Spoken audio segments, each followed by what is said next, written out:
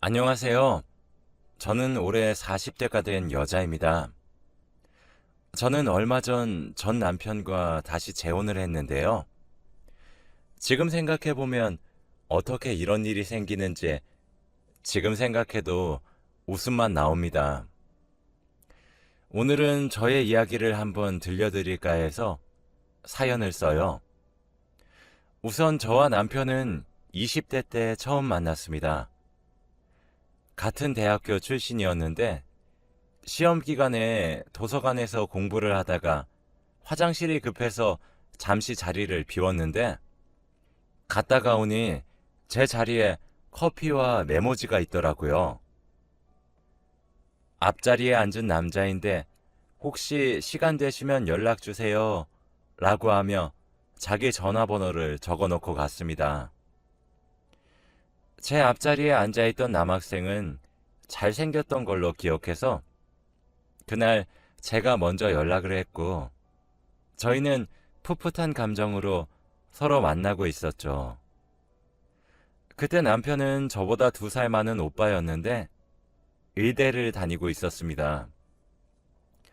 저는 평범한 과였지만 남자친구는 의대를 다니고 있어서 왠지 모르게 어깨도 솟고 자랑스럽더라고요.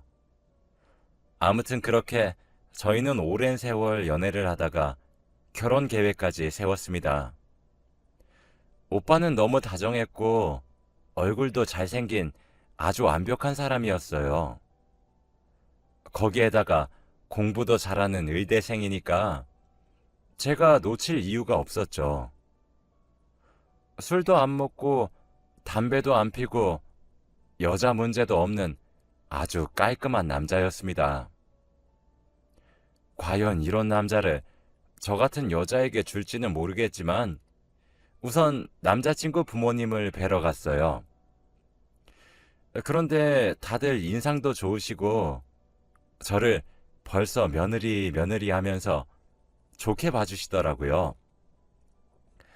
그때 저는 한창 회사를 막 다니고 있었을 때였고 남편도 병원을 다니면서 인턴을 하고 있을 때라 서로 바빴지만 다들 저희를 좋게 봐주시고 미래를 함께 할 사람이 옆에 있으니 힘든 것도 잘 몰랐어요. 그렇게 저희는 서로 안정적인 상태가 되었을 때 결혼식을 올렸습니다. 저와 남편 집 둘 다 풍요로운 집안이 아니라서 형식적으로 할 것만 하고 신혼여행도 제주도로 가면서 아주 소박한 결혼식을 올렸죠. 저와 남편은 후회도 없었고 앞으로 여행 갈 날도 많으니 하나씩 하자고 했습니다. 그렇게 남편은 정식적인 의사가 되었고 저도 회사에서 승진을 하는 평범한 회사원이 되었어요. 이제 드디어 남들과 비슷한 부부가 되나 싶었는데 그렇게 되지 않았습니다. 바로 시부모님 때문이죠.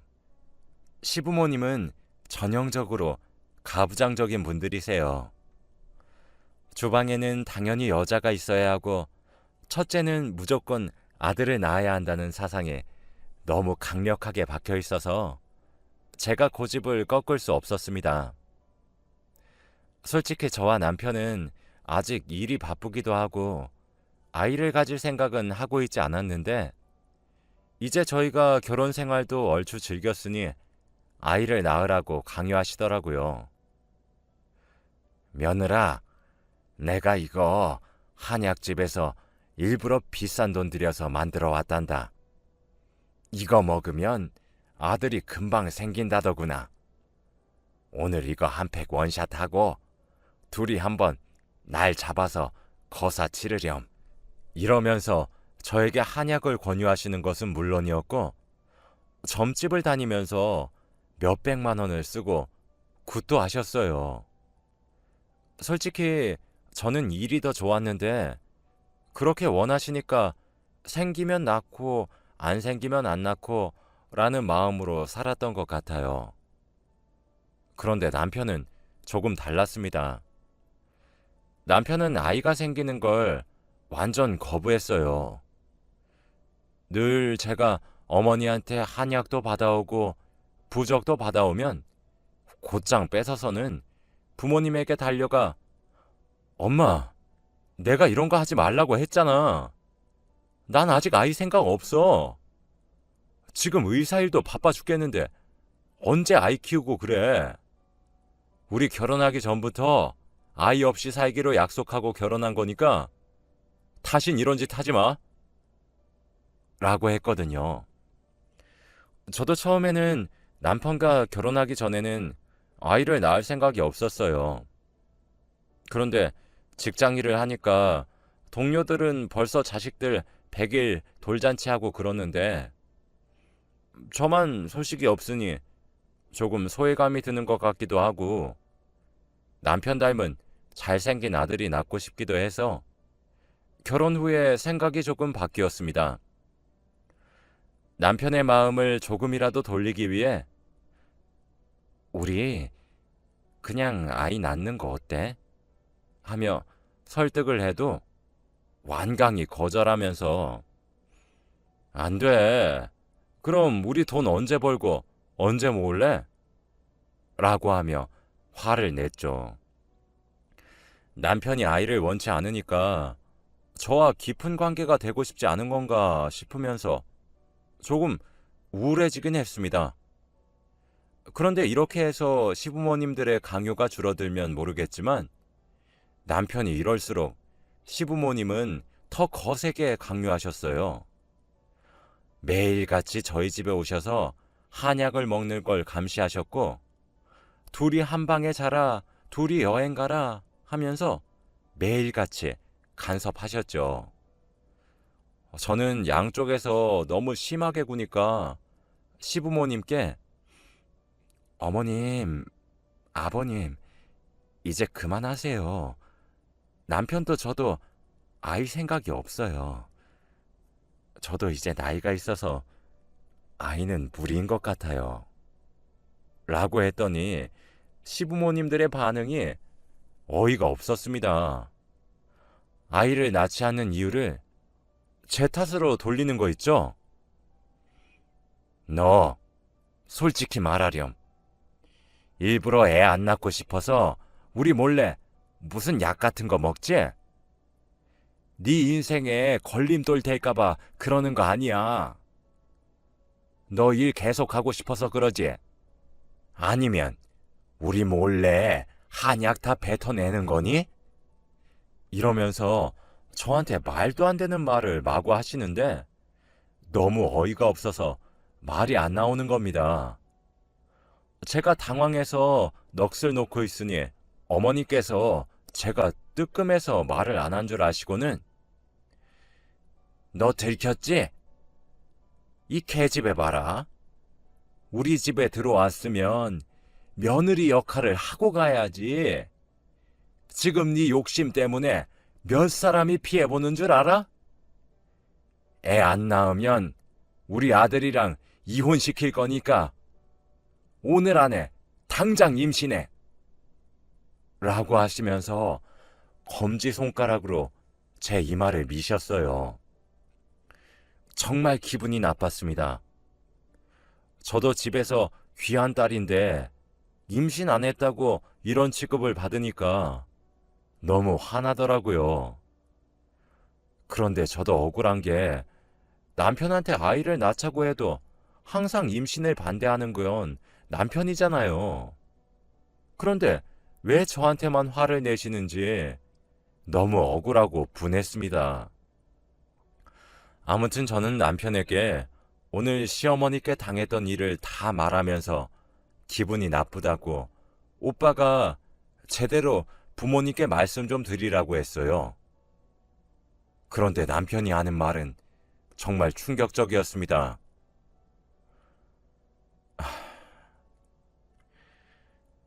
나도 말 안 하려고 했는데 내가 아이 안 낳으려는 이유가 뭔지 알아? 왜? 그냥 의사 일이 힘들어질까봐 그런 거 아니야? 아니야. 사실 나 아이 못 가지는 몸이야. 남편이 하는 말은 정말 충격적이었습니다. 제가 결혼한 남자가 아이를 못 가지는 몸이라니요. 저는 너무 놀라서 입이 떡 벌어진 채로 남편을 쳐다보기만 했고, 남편은 제가 이렇게까지 당황할 줄 몰랐는지 남편도 놀랐더라고요. 그러면서 너 몰랐어? 난 대충 감 잡은 줄 알았지. 라고 했습니다. 내가 어떻게 알아? 오빠가 말해준 적 있어? 아니, 우리 아이 가지는 거 미루려는 노력 한 번도 안 했는데, 한 번도 임신한 적 없잖아. 난 당연히 아는 줄 알고 왜 나한테 말 안 했어? 그냥 원래 결혼 전부터 말하려고 했는데 어차피 네가 임신 생각 없다고 했고 나도 어차피 그런 몸이니까 서로 좋다는 생각에 그냥 말 안 했지. 네가 원하던 거 아니었어? 오빠, 아무리 그래도 이건 거짓말이지. 그럼 나 이때까지 시부모님한테 괴롭힘 당한 거 그건 어떻게 책임질 건데? 지금 당장 어머니 아버지께 말씀드려.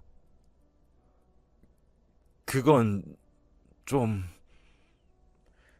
남편은 부모님께서 화를 내실 게 무섭다면서 말을 못하겠다고 했고, 저는 그런 남편을 보고 정이 뚝 떨어졌습니다. 그러면서 저에게 하는 말이 조금만 기다려줘. 나도 마음의 준비를 하고 말씀드릴게. 라고 하더군요. 저는 남편이 금방 부모님께 말씀드리고 시부모님도 저한테 사과하실 줄 알았어요. 그런데 생각 외로 몇 달이 지나도 시부모님의 괴롭힘은 멈추지 않으셨고 저에게 아주 대놓고 폭언을 하시더라고요. 저보고 아이를 낳지 못할 거면 이혼하라고 하셨고 자기네들 아들이 저한테 너무 아깝다고 하는 겁니다. 이럴 때마다 남편에게 내가 언제까지 이런 대우 받으면서 살아야 하냐고 화도 내보고 당장 당신한테 문제가 있는 거라고 밝히라고 하면 남편은 늘 나중에 곧 이러면서 시답지 않은 말들만 했고 저는 더 이상 참을 수 없었습니다. 그래서 저에게 폭언을 하시는 시부모님 앞에서 오빠가 원인이에요 라고 외쳐버렸죠. 제가 이렇게 외치고 시부모님은 당황하실 줄 알았어요. 그런데 오히려 더 화를 내시면서 뭐? 네가 지금 임신 안 되는 거 가지고 우리 아들을 이용해? 너 진짜 못돼 먹은 애구나. 당장 이혼해! 라고 하는 겁니다. 저는 그때 결심했어요. 이 집안은 저랑 안 맞다는 사실을요. 그래서 바로 그날 남편과 이혼을 결심하고 짐을 싸고 집을 나왔습니다. 병원에 있던 남편은 저에게 수많은 문자와 전화를 했지만 다 무시했고 친정집으로 갔어요. 남편은 제발 한 번만 다시 고민해달라고 지금 당장 이야기할 테니까 제발 한 번만 믿어달라고 했지만 저는 그때도 남편이 이상한 핑계를 대면서 미룰 걸 알았기에 답하지 않았습니다. 그리고 남편은 결국 이혼을 해주었고 각자의 삶을 살게 되었죠. 다들 주위 사람들이 의사 남편에다가 잘생기기까지 한 남편과 왜 이혼했냐고 묻는데 차마 제 입으로 남편의 유책 사유 때문이라고 말을 못하겠더라고요. 그렇게 말할수록 저만 더 부끄러워지고 창피했습니다. 그래서 그냥 성격 차이라고 하면 더 이상 물어보지 않더라고요. 저는 남편과 이혼 후 단 한 번도 연락하지 않았고 남편이 일하는 병원 근처도 가지 않았습니다. 남편이 일하는 병원은 저희 친정집과 가까웠는데 일부러 아프면 더 멀리 있는 병원으로 갔고 저희 엄마 아빠도 그 병원을 가지 않았죠. 그렇게 한 몇 달이 흘렀어요. 전 그동안 친구들도 만나고 남자들도 만나면서 평범한 날들을 보내고 있었습니다. 그렇게 살다 보니까 왜 진작에 이혼을 하지 않았나 하는 생각이 들면서 과거가 너무 후회되는 거 있죠? 그때 시부모님한테 하대받은 거 생각하면 아직도 화가 납니다. 아무튼 그렇게 반년 이상을 오로지 저를 위해 살았던 것 같아요. 그런데 어느 날이었습니다. 제가 일을 마치고 집에 오는 길에 저희 집 앞에 낯익은 한 사람이 서 있더라고요. 저는 한눈에 보고 알았습니다. 바로 저희 예전 시어머니였어요. 저희 집이 주택이라서 돌아갈 방법이 없었기에 마주칠 수밖에 없었죠. 제가 먼저 다가가서 오랜만이네요. 무슨 일이세요? 라고 했어요. 그런데 전 시어머니는 저에게 다가와서 며느라, 제발 다시 우리 아들과 합쳐주면 안 되겠니? 라고 하는 게 아니겠나요? 저에게 모진 말을 내뱉고 임신 못한다고 욕하던 게 엊그제 같은데 갑자기 불쌍한 표정을 지으면서 그렇게 말하니까 정내미가 뚝 떨어졌습니다. 우리 아들 너랑 이혼하고 많이 이상해졌어. 우리와 말도 안 하고 집도 나가서 안 들어와. 다른 여자 만나라고 했지만 너 아니면 안 되겠대. 그리고 그때 말한 우리 아들 그 사정 말이다. 아들이 말해주더라고. 그런 이유인데도 사랑해주는 사람 너밖에 없었다면서. 난 믿기지가 않아서 검사해봤더니 정말 네 말이 맞더라. 내가 미안하다. 그러니 제발 딱 한 번만 다시 생각해주면 안 되겠니? 어머니, 그때 제가 말씀드렸을 때 뭐라고 하셨는지 기억하세요? 저한테 못돼 먹은 애라고 하셨어요. 전 아직도 그때 일이 생생하게 기억이 나요. 저는 어머니를 보니까 더 예전처럼 돌아가고 싶지 않네요. 아직도 어머니가 검지손가락으로 제 이마 치셨던 게 생각나요. 재결합 생각 없으니 제발 돌아가세요. 전 시어머니는 끝까지 자기 가족 살려달라고 아들 없이 못 산다고 하시면서 저에게 애걸복걸 하셨지만 저는 끝까지 뜻을 굽히지 않았습니다. 저는 과거의 제가 너무 불쌍하고 지금 생활에 너무 만족하면서 살고 있거든요. 그런데 저는 그날 이후로 일상생활이 조금 불가능해졌어요. 생활을 하는 내내 전 시어머니가 찾아와서 저에게 애걸복걸 했던 상황이 떠올랐고 전 남편이 지금 집을 나가서 들어오지 않고 있다고 하는데 그 바보 같은 사람이 밖에서 어떻게 살고 있을지 너무 걱정이 되었거든요. 어디서 집을 구해도 부동산 사기만 당할 것 같은 전 남편이 조금씩 걱정이 되었고 전 시부모님들도 하루 종일 남편을 걱정하고 있을 생각을 하니까 조금 마음이 여려졌습니다. 그렇게 생각하면 안 되는데 계속 전 남편이 머릿속에서 맴돌았고 어찌할 바를 모르겠더군요. 솔직히 전 남편에게 연락이라도 해볼까 싶었지만 그건 너무 선을 넘는 것 같아서 참기로 했어요. 그렇게 한 며칠간을 그 생각에 사로잡히다 보니 제가 실수로 운전 실수를 하고 말았습니다. 브레이크를 밟아야 하는데 실수로 엑셀을 밟아서 교통사고가 났는데 아주 크게 났죠. 멀리서 과속을 하며 오는 화물 트럭과 부딪혔는데 제 차는 완전 뒤집어졌고 구출이 되자마자 차는 폭발했습니다. 조금이라도 늦게 구출을 했으면 저는 아마 차에서 생을 마감했을 거라고 하더군요.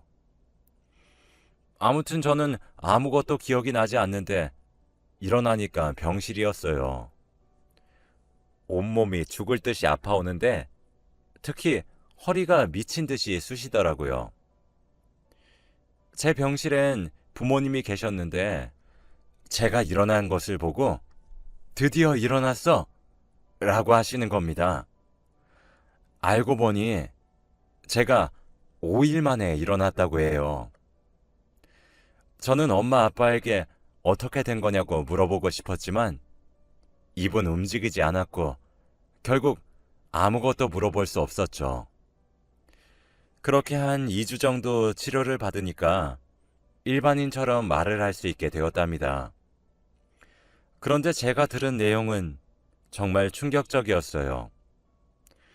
제가 사고가 났을 때 허리 척추가 정말 심하게 망가졌는데 잘못 수술하다가 신경을 건드릴 위험이 너무 커서 아무도 수술을 하려고 하지 않았대요.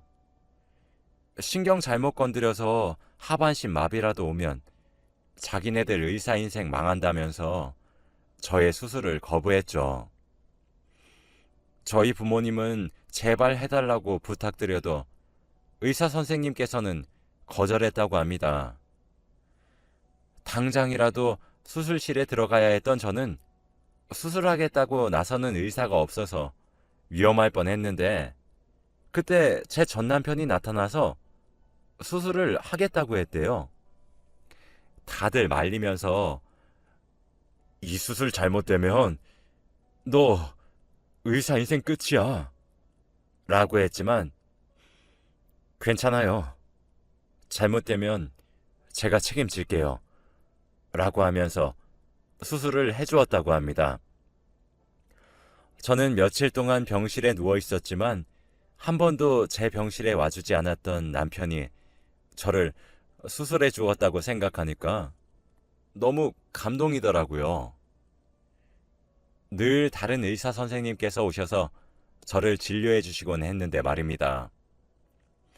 솔직히 한 번도 찾아오지 않는 남편한텐 서운하긴 했지만 한편으로는 조금 미안했습니다.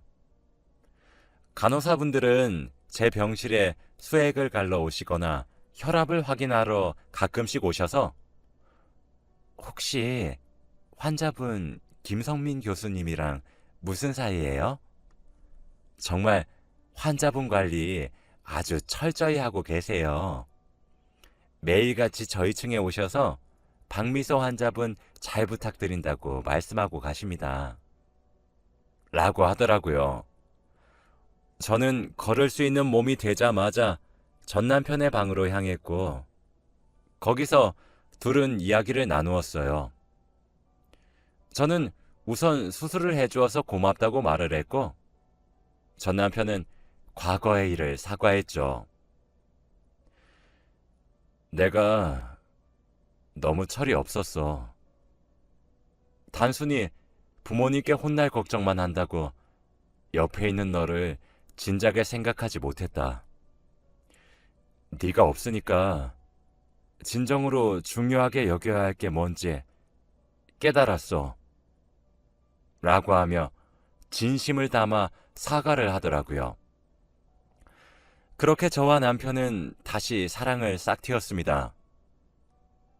솔직히 말해서 저도 남편을 많이 좋아하고 있었나 봐요. 그렇게 저는 퇴원을 했고 남편과 저의 신혼집으로 다시 돌아와서 회복을 하고 있습니다. 남편은 그동안 미안했다면서 꽃길만 걷게 해준다고 매일같이 그러고 있고, 저는 아직 몸이 회복이 안 돼서 매일 집에 누워있죠. 집에 돌아와서 쉬니까 조금은 마음이 편하네요. 당연히 시부모님도 아이 강요는 없으십니다. 그동안 미안했다며 평생 반성하고 살겠다고 하셨고, 남편의 사정을 알고도 품어준 저보고 감사하다고 하세요. 드디어 서로 간의 오해가 풀려서 얼마나 다행인지 모릅니다. 지금은 남편과 아주 알콩달콩 살고 있어요. 남편은 요즘 수술 때문에 바쁘지만 집에 돌아오면 제 병간호도 해주느라 바빠요. 남편이 제 허리 수술을 잘해줘서 큰 후유증 없이 살고 있습니다. 지금 생각해보면 그때 남편과 이혼을 한번 하길 잘한 것 같아요. 제가 없어지니 저에 대한 소중함도 배우고 그런 것 같네요. 여러분들도 시댁살이로 힘드시다면 가차없이 이혼하세요. 그러면 여러분의 소중함을 시댁에서 느끼실 겁니다. 제 이야기는 여기까지예요. 들어주셔서